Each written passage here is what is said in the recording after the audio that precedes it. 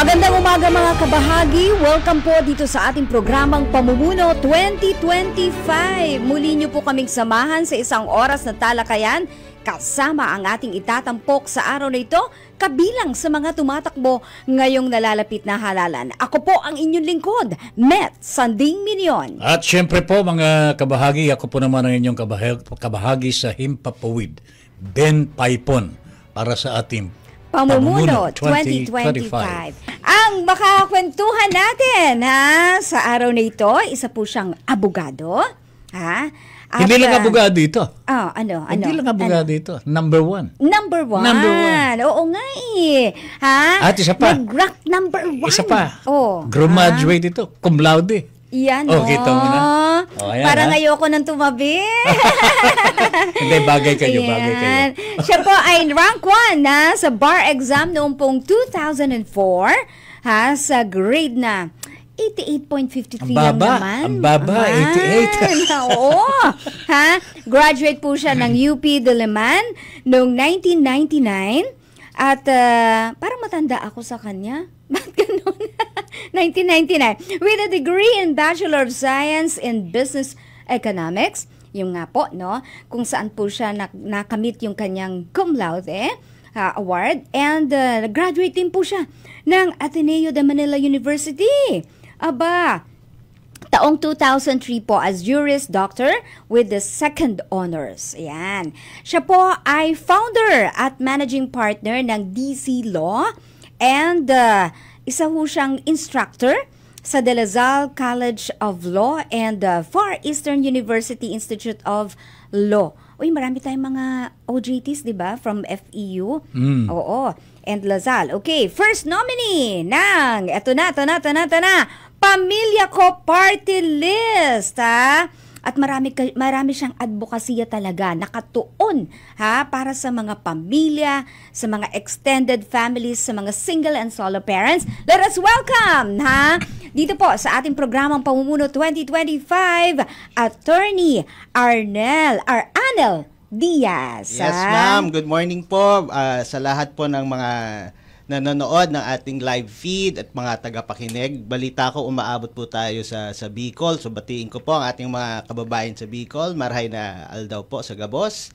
So, Ma'am Met, Sir Ben, salamat po. At ako po ay inyong naanyayahan ngayong umaga para po mapag-usapan ang advokasya at mga programa po ng Pamilya Ko Party List. So, it's an honor po. Maraming salamat. Actually, it's also our honor, Mr. Diaz, Attorney Diaz. Anel na lang po, sir. Anel. Anel ba, hindi Arnel? Anel, wala pong R. Anel, walang R. Ayaw mo ng Pineda. Arnel Pineda. Anel Diaz. Alright, mga kabahagi, very curious po ako sa pangalan ng party list po ninyo. Parang sinarili na po ninyo ang pamilya.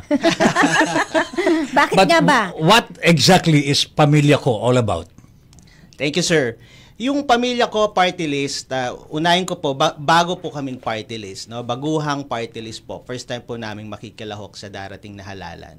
Nabuo po yung Pamilya Ko Party List, dala po ng aming desire na maisulong ang mga kapakanan, interes nung tinatawag naming modernong pamilyang Pilipino. Ito yung mga anyo ng pamilyang Pilipino na labas dun sa atin nakaugali ang konsepto kung ano ang bumubuo ng pamilya. Okay. Kasi po, di po ba most of the time ang naiisip natin ang salitang pamilya, pag yan, ang binubuo niyan ay ang ama, yung haligi ng tahanan, yung ina, yung ilaw ng tahanan, at yung mga anak.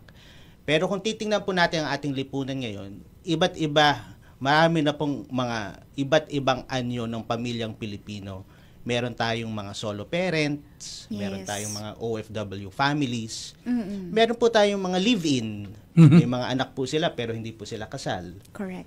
Meron din po tayo na nakakaranas ng mga pang-aabuso, yung mga hindi within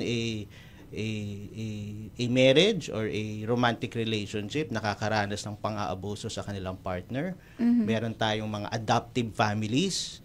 Meron din po tayo yung mga blended, kumbaga yung parang nagkapamilya ka muna o meron kang mga anak Kasama yung naunang anak. Kasama sa unang anak, dating relasyon bago dun sa kasalukuyan mong kinakasama. So yan po nakita namin na iba-iba na po ang anyo ng pamilyang Pilipino. Kaya kami sa Pamilya Ko Party List, ang nais namin isulong at talagang ipinaglalaban namin ay ang kapakanan nitong tinatawag nating modernong pamilyang Pilipino. Gumawa nga po kami ng acronym. Ang tawag namin dyan dun sa mga pinaliwanag kong sektor ay ang lavables. Lavables. Kasi nga po, lahat po sila karapat dapat din mahalin. Kaya lahat po sila lavables. So, ulitin ko lang po para malinaw. So, yung L dyan, yung live-in, yung O, yung mga OFW families, Okay. yung V, yung victims. Dadagdagan ko, hindi lang dapat victims and survivors of domestic abuse. A, yung adoptive families, yung B, yung blended families, yung L, para sa ating mga LGBTQIA partners. Kasama rin sa pamilya natin, no? Yes, ma'am. Tapos yung E, para sa ating mga elderly, yung mga lolo at lola na hanggang ngayon sila pa rin ang nagtataguyod ng mga pamilya. Tama. Pati na rin yung mga extended, kasi po yung mga, 'di ba, merong mga tsuhin, tsahin, sila na po nagpalaki ng kanilang mga pamangkin. Marami yan. Marami po 'yun, sir. At yung panghuli ay yung mga solo o single parents. So yan po, lavables, yan po ang sumasaklaw dun sa aming advokasya na modernong pamilyang Pilipino. I see. Okay. So, dyan ko na nakita yung difference nyo dun sa iba pang mga grupo, no? Organisasyon na sinasabing para pang pamilya. Yes, no? ma'am. Tulad nga po ng nabanggit nyo off-air, di ba? Meron na rin po mga ibang party list dati na nagre-represent sa mga OFW, sa mga solo o single parents. Pero sa tingin ko po, ang Pamilya Ko Party List lang po ang unang party list na pinagsama-sama ang mga sektor na ito sa isang konsepto na ito ay mga pamilya. Na dapat bilang pamilya, dapat din po magawaran sila ng mga pantay na karapatan at benepisyo. Mr. Diaz, attorney, Anel. Anel na lang, sir. Anel. Kasi nakababata po ito sa atin. No? Halos kalahati lang. Anyway, Anel, pamilya ko ang party list. No? And you have explained the composition of this. Kumbaga, sinakop na po ninyo buong pamilyang Pilipino. Nandito na po. Short of saying, this is the Filipino family. I wonder kung sa inyong pag-brainstorm sa pangalan ng party list, nakikita po ninyo ang nangyayari po sa bawat pamilyang Pilipino. What did you see? Yes, sir. Now, sa ngayon, what did you see? Una, I think isa sa talagang pinagkaiba ng Pamilya Ko Party List, dahil kaming mga nagbuo nitong Pamilya Ko Party List, produkto mismo ng makabago o yung tinatawag naming lavables. Kunyari, ako po sa kasalukuyan, nasa OFW family setup. Parehas ko pong bayaw, OFW, kaya ako na po ang tumayong father figure sa aking mga pamangkin. Yung isa naming nominee galing sa isang adoptive family. Samantala yung isa galing naman sa blended family. So lahat po kami, nung ito na aming naisip, pati na rin po yung mga programa at mga panukalang batas na nais namin isulong, hango po iyan dun sa karanasan namin bilang mga produkto nga o nanggaling sa non-traditional Filipino family. Yes. Kaya nga lagi namin sinasabi na may pinanghuhugutan. May puso ang party list namin, ang pamilya ko, dahil alam namin, we can empathize, dahil yung mga karanasan ng mga non-traditional families, yan po, kahit paano, hindi ko naman po nilalahat, pero yan po ay amin din pong pinagdaanan. Tama, oo. Alright, siguro malalaman po natin ang kabuuan ng kanilang pakay talaga for this kind of family, no? Yeah. In the course of our discussion today, Anel, no? Gusto ko lamang pong malaman po ngayon, siguro may kukwento po ninyo sa amin, talagang yung nakita ninyo sa bawat pamilya sa ngayon in terms of their lifestyle, tungkol sa kanilang mga nagiging karanasan sa administrasyon na ito, previous administrations, and so what has become of our economy, what has become of the life of the Filipino today, na nabuo po ninyo itong tinatawag na lovable family, yung pamilya ko. Please tell us. ang mabuti dun sa ginawa namin ay bago pa nagsimula ang Pamilya Ko Party List as a party list, kami po ay nagsimula bilang isang private organization. Foundation po kami. And in our own private capacity, kami po nabigyan ng pagkakataon na makalibot sa iba't ibang bahagi ng Pilipinas. Nagsagawa na rin po tayo ng mga ibang mga programa, mga socio-civic services. At ang kapansin-pansin, iba-iba ang karanasan ng ating mga kababayan, depende po kung nasaan sila. Kunwari, ito isang halimbawa lang. Pag may mga nakakausap akong mga solo parents, marami sa kanila, pag nanggaling sa isang mayaman na local government unit, sinasabi nila, ay sir, kami okay naman po, nakukuha namin yung mga Wala problema. Wala. Oo. Samantala, pag pumunta kami sa isang malayong LGU, yung 4th class municipality, kulang ang pondo, yan, magsasabi sa amin, sir, alam mo, hindi namin nararamdaman na meron palang solo parents expanded, solo parents app. So, nakitaan agad namin ng problema na hindi nagiging patas ang implementasyon ng batas na dapat naman ay pakinabangan ng lahat. So, ayan, nakita ko agad na suliranin na yung batas na dapat ay across the board, hindi na i-implement ng maayos. Dala na nga din po na nagiging dependent siya dun sa kakayahan ng LGU minsan na magbigay nung suporta. So, bawat lugar may kani-kanilang karanasan.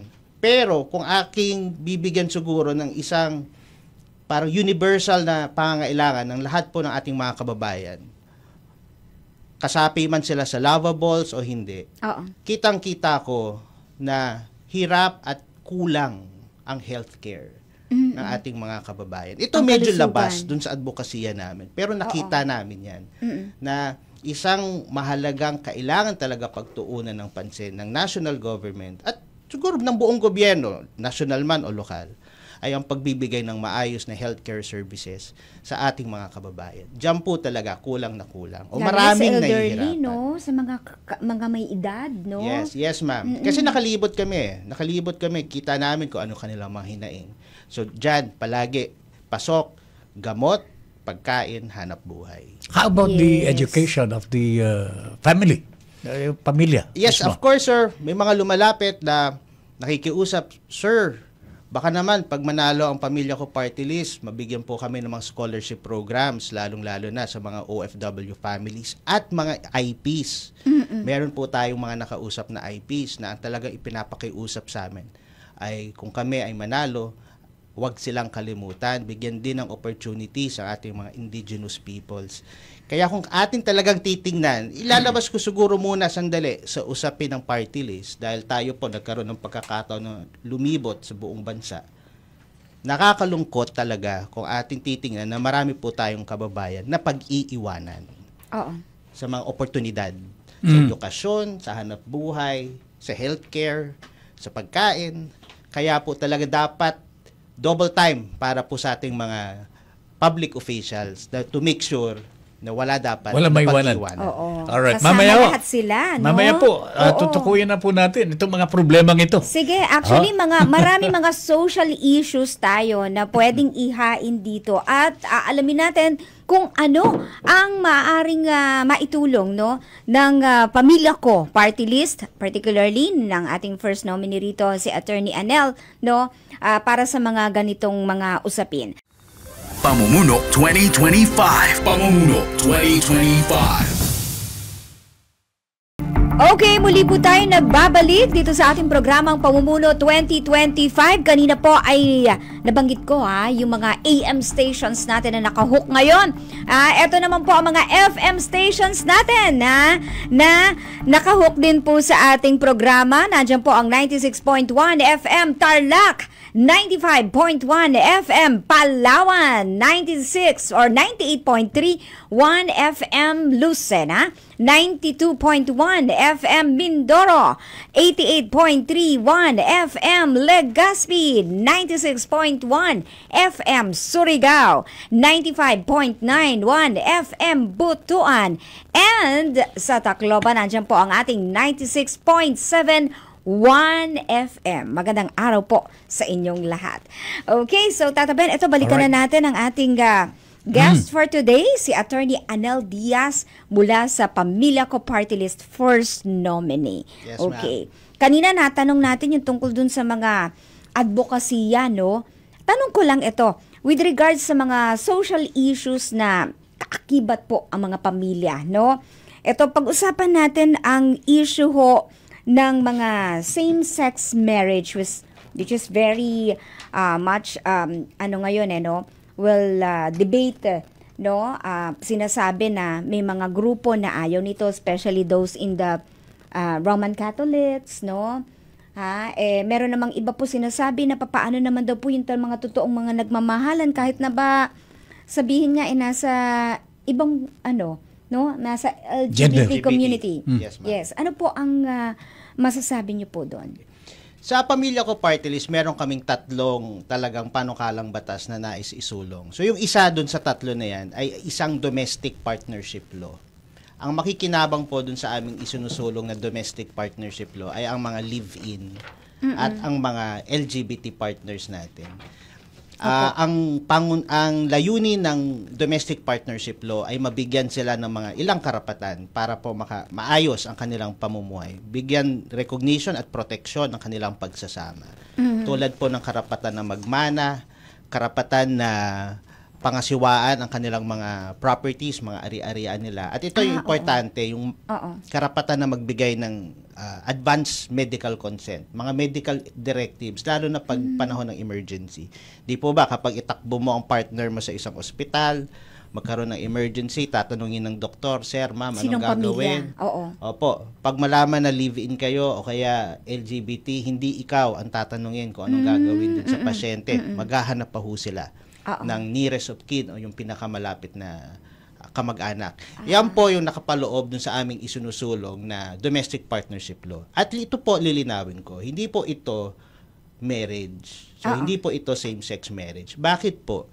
Dahil naniniwala ang Pamilya Ko Party List na ang usapin ng same-sex marriage, mahabang proseso yan. At hindi po iyan sa tingin namin na mag-i-involve lamang ng panukalang batas. Maaaring kailangan pa natin bisitahin, repasuhin ang ating konstitusyon.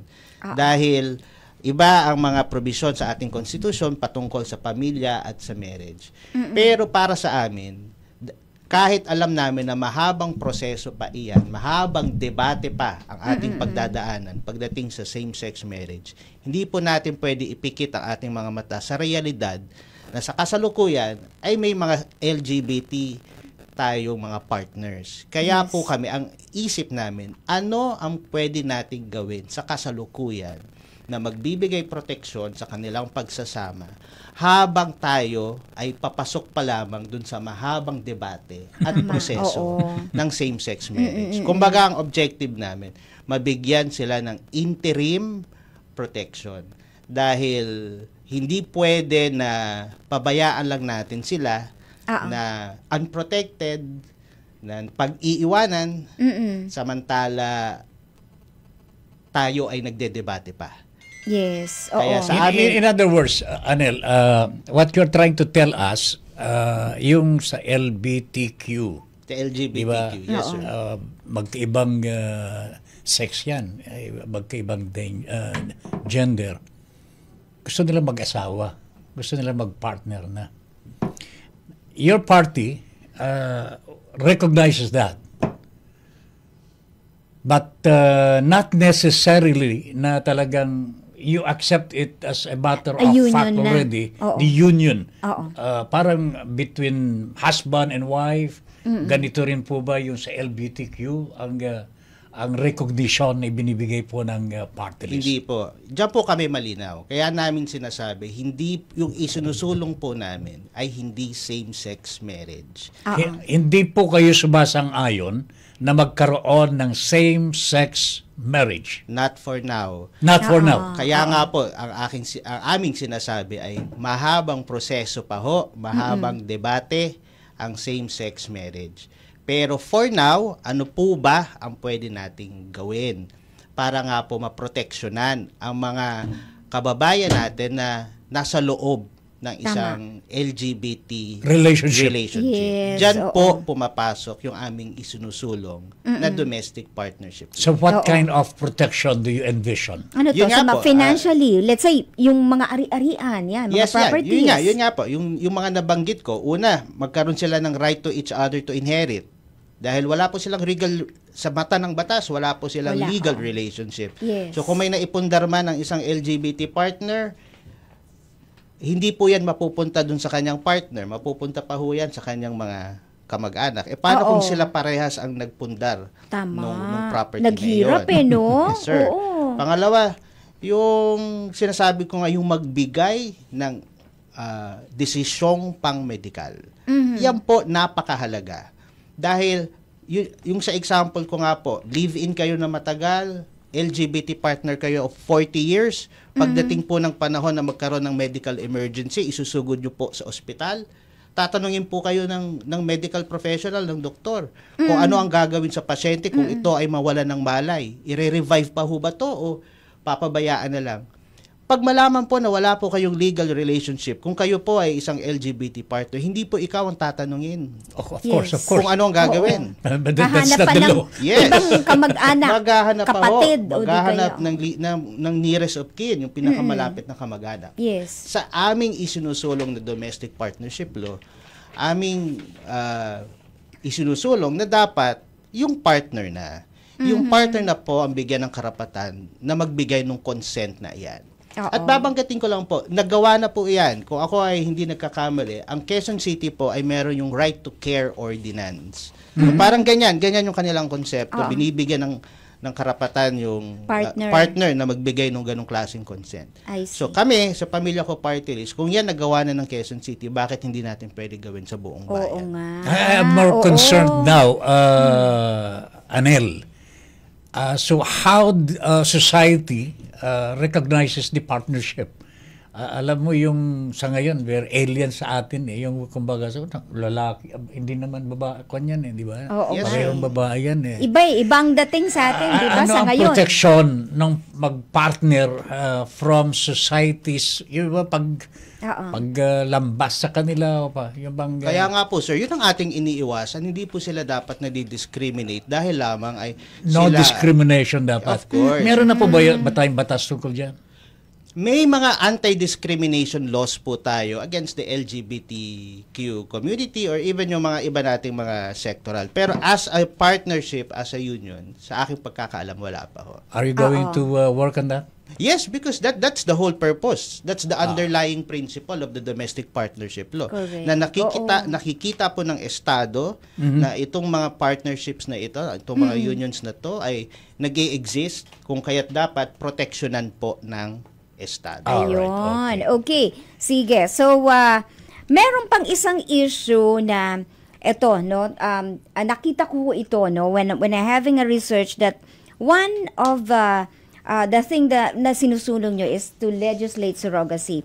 Well, sometime nung panahon ni Senador Manny Villar, there's this Senate Bill 2344 which says, no, they are trying to say na it's a taboo having this surrogacy here in the Philippines. Actually, it's still illegal, right? Oo. Although merong mga kaso na nakukuha ang ating mga ahensya, even the NBI, that there is this underground thing na nangyayari dito sa Pilipinas.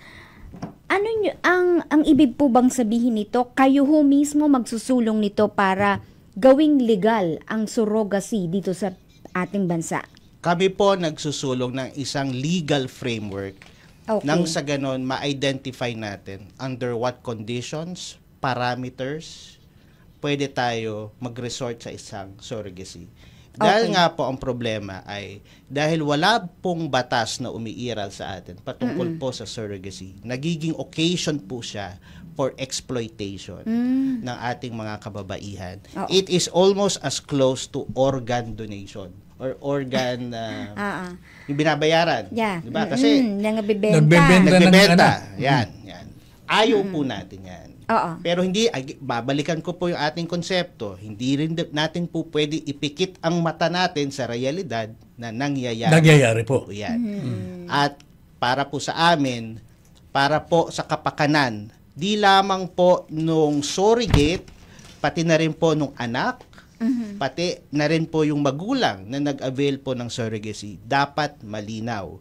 Magkaroon tayo ng batas kung saan nakasaad, nakalahad, kung kailan pwede at ano ang mga kaakibat na karapatan at obligasyon ng mga partido sa isang surrogacy arrangement. Ayun. Tsaka malinaw din para sa mga magiging anak, ano? Yes, ma'am. Sila ang alanganin dito. Yes, ma'am. At isang importanteng aspeto ng aming isinusulong na surrogacy ay ang pagtutok sa mental health, mental, emotional support nung surrogate. Tandaan po natin, ilagay natin ang sitwasyon natin dun sa surrogate. Siya ang nagdala ng bata for 9 months. Siya ang nagsilang. Nanay yan. Biological mother yan. For all intents and purposes. And yet, in a surrogacy arrangement, pakakawalan mo na lang yung bata. Aalisin. For an X amount. Yan ang nangyayari. Di po ba? Totoo. May emotional trauma yan. May emotional trauma yan dun sa surrogate na dapat, yun nga po, tulungan, ipaintindi bago pa man pumasok sa isang surrogacy arrangement to make sure na it is an informed consent. Sa ganong mga sitwasyon, Anil, no, bunga ng surrogacy, hindi malaman kung sinong nanay, hindi mo lamang. Do you encourage adoption? Yung pag-a-adopt sa mga bata na bunga ng masamang pamilya, bunga ng ganitong surrogacy, pagtataksil, and so on and so forth. Do you encourage adoption? Yes, of course. Adoption is a national policy na dapat i-encourage natin. Dati pa nga nagbago ang konsepto eh.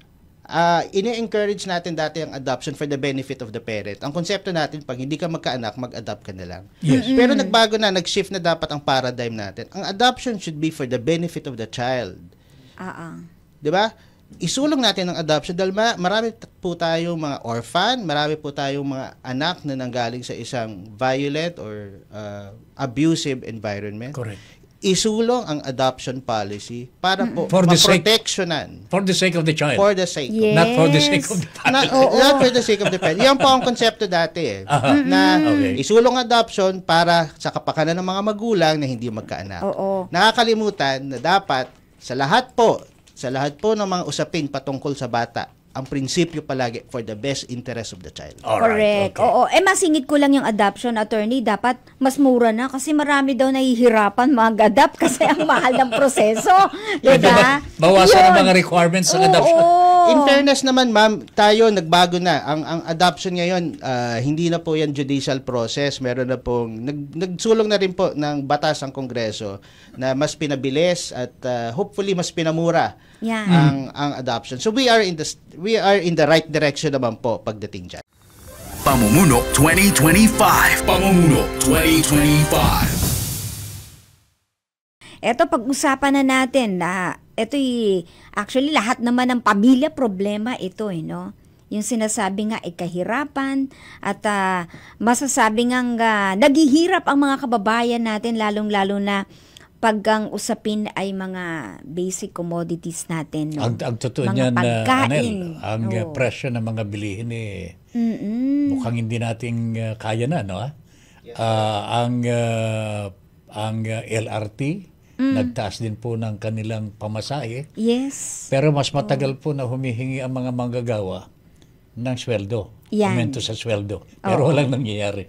So there is a problem that is ongoing today in our society, in our government. Meron pong hindi natutugunan ang ating pamahalaan para sa kapakanan ng ating pamilya, Yan. ng pamilyang Pilipino. Oo. Anong nakikita po ninyo dito? At paano ninyo susolusyonan?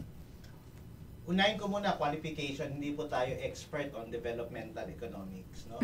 Pero sa aking sariling Masyado naman kayong humble. kasi po komplikadong usapin po ang poverty alleviation. Okay. Hindi po one-stop solution po 'yan. Ang pag-solve po sa suliranin ng kahirapan, hindi po 'yan manggagaling sa isang batas o sa isang programa lamang. You have to look at it holistically dahil marami pong involved, maraming sectors, maraming kailangang solusyonan para magkaroon tayo ng isang comprehensive at holistic solution sa problema ng kahirapan.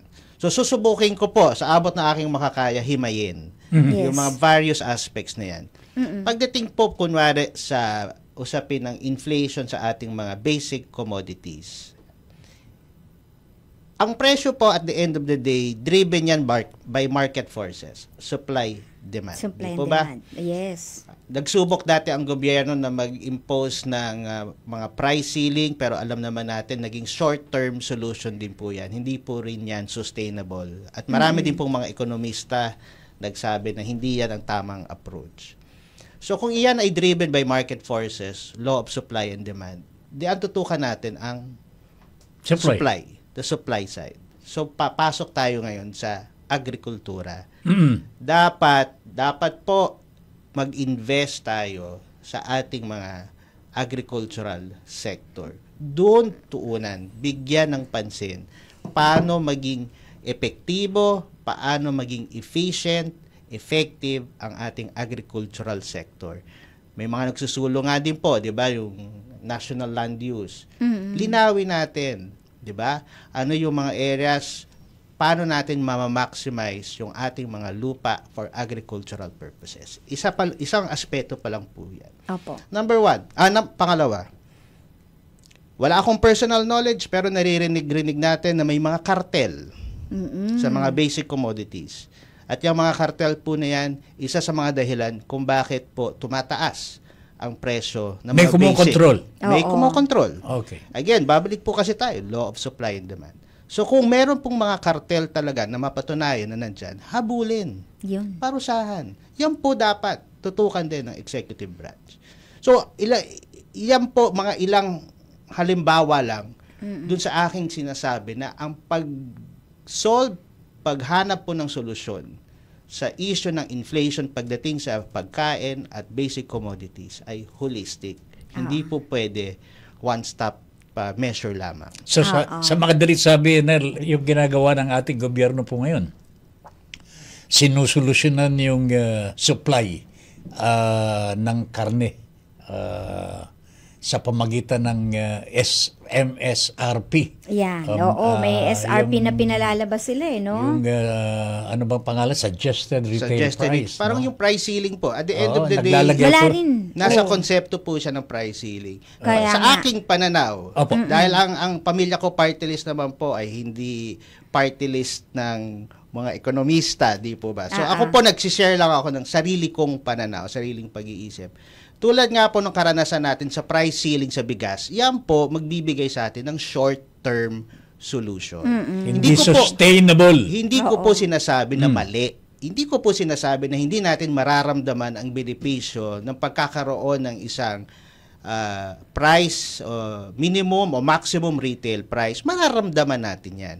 Pero to borrow your words, I do not think that is the sustainable long-term solution that the government needs. Because as I said kanina, kung nais natin tutukan on a long-term basis ang presyo, dapat ang tutukan natin is the supply side. Support agriculture, run after cartels if they exist. Ang problema nga po ngayon sa MSRP ng ating pamahalaan, naglagay ng MSRP sa karne.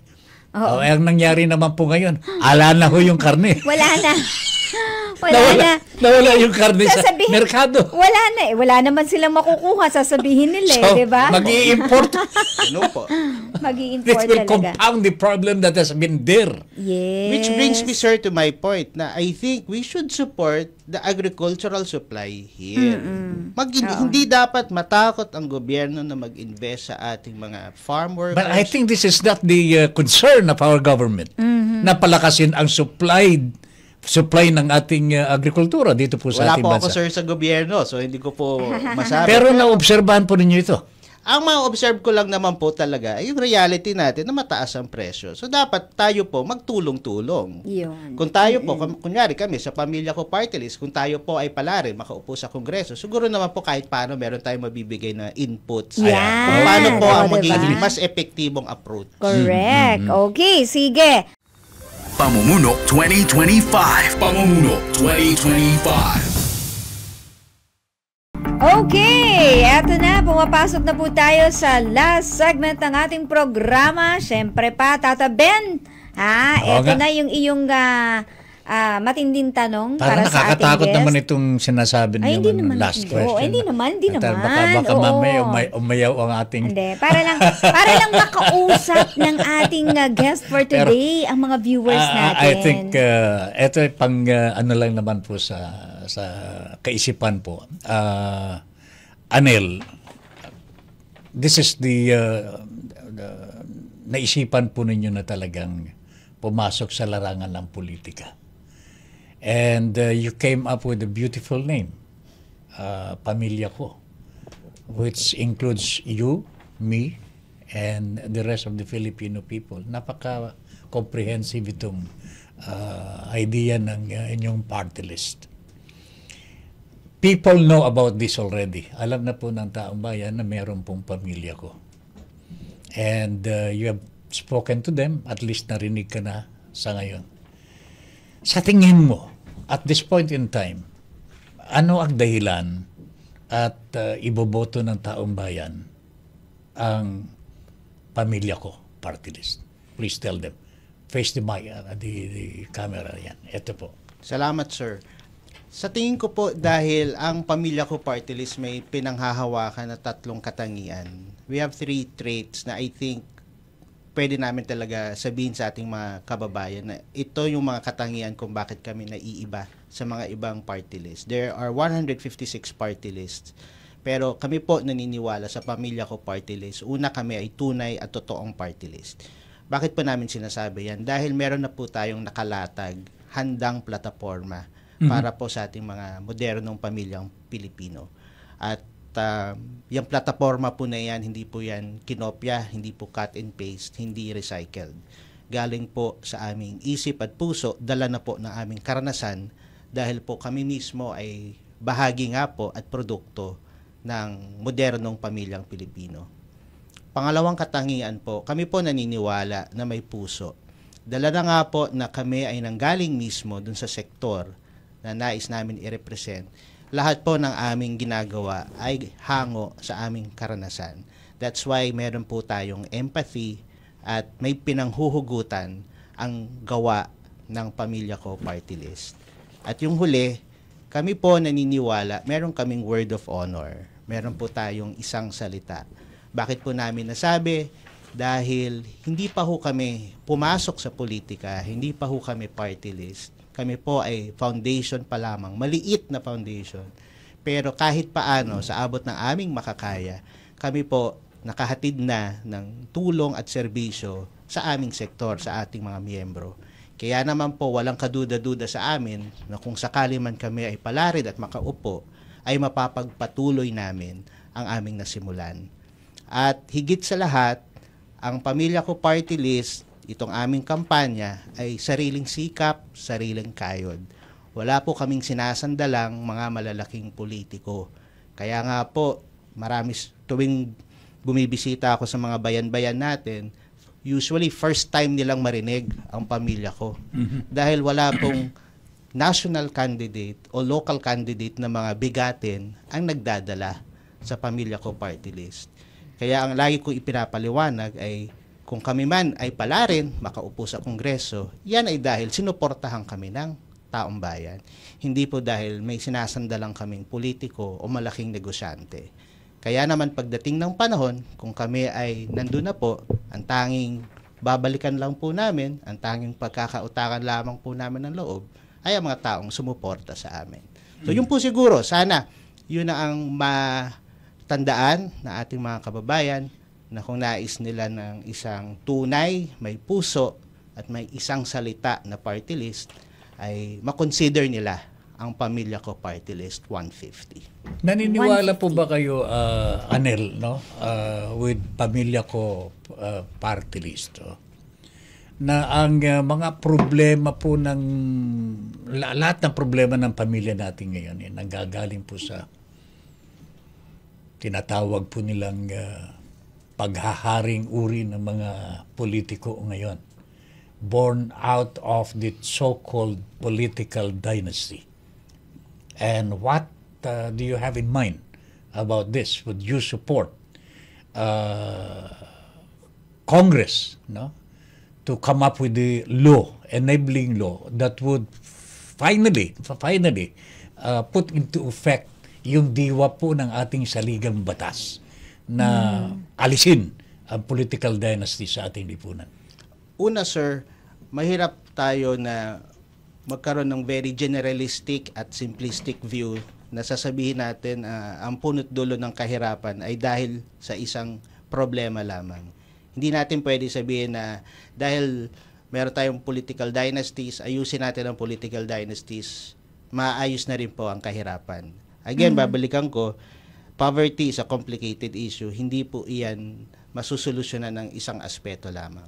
Pero patungkol po dun sa tanong ninyo, in fact, may nag-file na po ng petition, di po ba? Sa Supreme Court, sinabi. There is a petition din. May nag-file sa Supreme Court. Sabi, ang gusto nila ng mga petitioners po na yon ay i-mandate ang Congress to once and for all define what a political dynasty is. Because wala pong definition ang political dynasty. May konsepto lang po.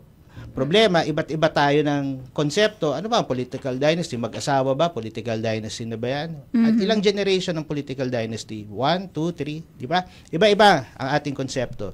Kaya po ako, sumasang-ayon. Sige, pag tayo nasa Kongreso, let's define what political dynasty is. Ayun. After all, requirement yan ng Constitution. Sinabi ng Constitution na let Congress define what political dynasty is. Problema, iba-iba nga po tayo ng pag-iisip kung ano ang political dynasty. At saka syempre yung nakapwesto sa Kongreso, di ba? Na posibleng matamaan ito. Ang problema po nito, mahaba nga po 38 years na po ginuupuan ng Kongreso. Katagalan na. So, in your thinking, nagkasala po ba ang Kongreso dito? Na hindi po sinunod ang kagustuhan po ng framers of our Constitution? Hindi ko po alam kung tama yung gagamitin ko po yung word na nagkasala. Pero siguro ang sasabihin ko po, siguro nagkulang ang Kongreso na hindi po nila napagbigyan ng pansin o naaksyonan ang mandato po ng konstitusyon na bigyan ng definition ang political dynasty. Okay, sige. Eto, puntahan muna natin mga comments. Ay, by the way, yung kasi dalawang importante ito na issue pampamilya, di ba? Like what I've said kanina, yung tungkol sa mga may susulong ba kayong benepisyo para sa mga mga illegitimate children, at ano ang posisyon ninyo pagdating sa pagsasabatas ng divorce sa Pilipinas? Okay. Yes, ma'am. Isa sa aming pet legislation yung pagkakapantay-pantay ng mga karapatan po ng lahat ng mga anak, lehitimo man sila o hindi. Okay. Ang Supreme Court sa batas po kasi natin ngayon, kapag ikaw anak sa labas o kaya hindi kasalang iyong magulang, kalahati lamang iyong karapatan kumpara sa isang lehitimong anak. Buo. Yes. Pero kamakailan ang Supreme Court naglabas na po ng desisyon. Ang sabi ng Supreme Court, there is nothing illegal or illicit with the child being born out of wedlock. Hindi niya kasalanan, walang illegal. Kaya nga po sabi ng Supreme Court, tigilan na natin ang paggamit ng mga salitang lehitimo o ilehitimo. Sabi ng Supreme Court, ang mas appropriate na gamitin ay marital or non-marital. Non-marital. So, ganoon na po ang terminolohiya. Pero kami sa Pamilya Ko Party List, we want to take it a step further. Hindi lang nga po sa pagbabago ng terminolohiya ng marital or non-marital children, kami po naniniwala na dapat pantay na rin po ang kanilang mga karapatan. So regardless whether kasal ang iyong magulang o hindi, dapat pantay-pantay ang karapatan ng ating mga anak. I see. Patungkol naman po sa divorce, kami po sumasang-ayon sa isang tunay na diborsyo. Anong ibig naming sabihin tunay na diborsyo? Isang diborsyo na mabilis, abot kaya at totoong mapapakinabangan ng ating mga kababayan. Pero ito po, lilinawin ko, hindi po sinusulong ng Pamilya Ko Party List ang divorce law. Hindi po sa amin manggagaling yan. Natanong po kasi sa amin yan, kasama ba ang divorce law sa mga proposed legislation ng Pamilya Ko Party List? Hindi po.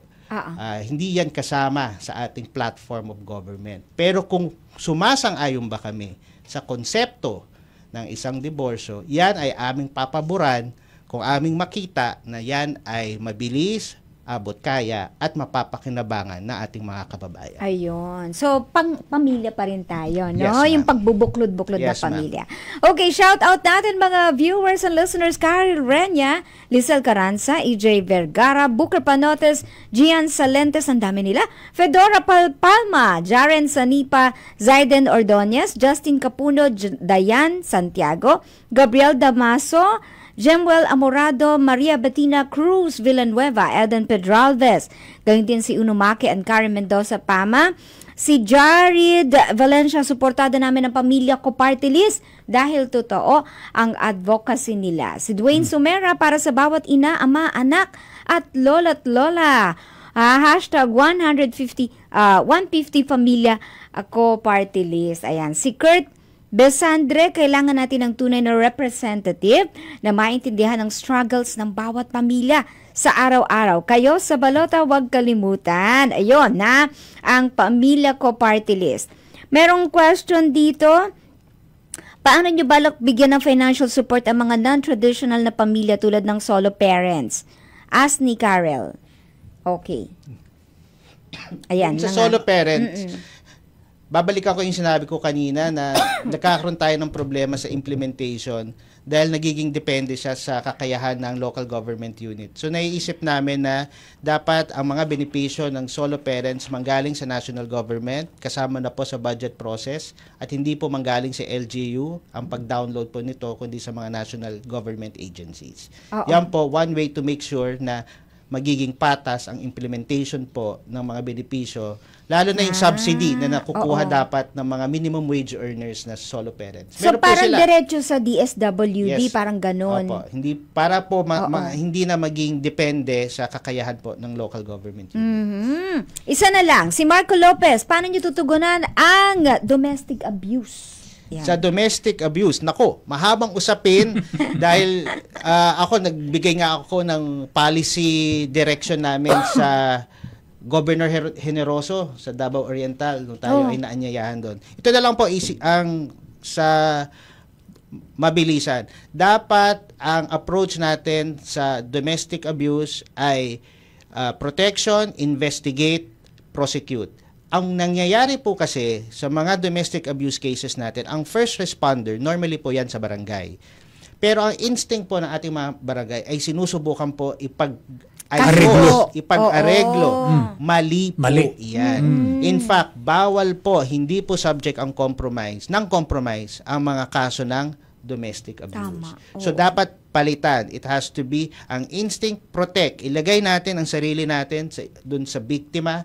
Tandaan po natin, siya ay naninirahan sa isang abusive environment. Kaya po dapat ang approach, ang paradigm ay protect, investigate, Yes.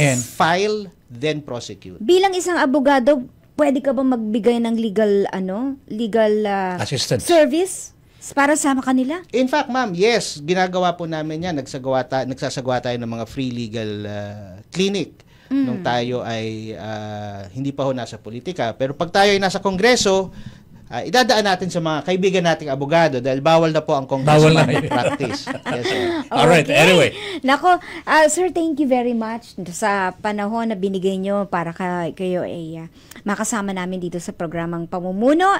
And hope ay makapasok tayo. Salamat, ma'am, Sir Ben. See you in Congress. Hopefully. Oo.